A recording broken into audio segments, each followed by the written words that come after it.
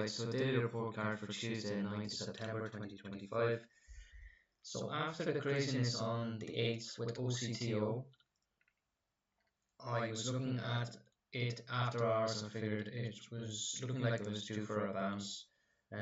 So stocks don't just come straight down, so I got long at 42.26 and sold a piece when it did bounce the next pre-market session on Tuesday, yesterday, and sold a second piece here, but overall a win on that.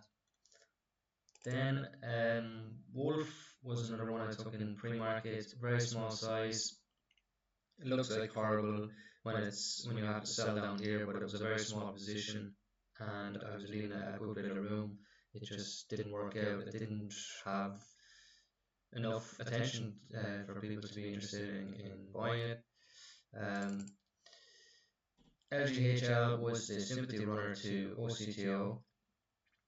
What I mean is that it is in the same sector. It released news regarding treasury and blockchain purchases, which is basically a pivot. The company is pivoting from what it's usually doing, and it's doing it to take advantage of the hype in the sector and to pump its stock up.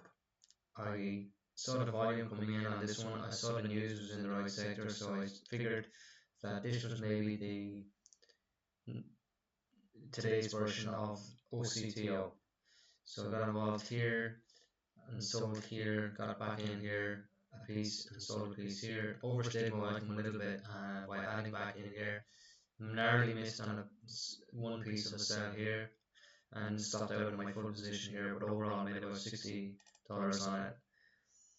So the real runner to OCTO turned out to be CWD. So this was all in pre-market on Tuesday, and I had just finished my trade on LGHL, which took a fair bit of focus, as you can imagine, and I took a break, so I was away and I had not seen this, and this was running around. It actually ran slightly after LGHL, so this is really early in the morning US time. So I just was a bit too early. I knew that traders would be up early, but I guess I was just that bit much too early. And in hindsight, when I think about it, yeah, okay, traders are going to be getting up early to try and find the next OCTO,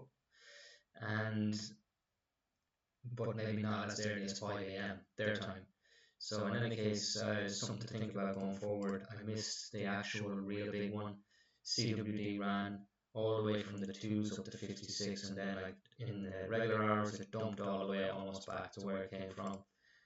So it's just very interesting period at the moment where these frenzies can happen, and it's about trying to take advantage of them and not overdoing it with other trades on the side, where I took some unnecessary losses.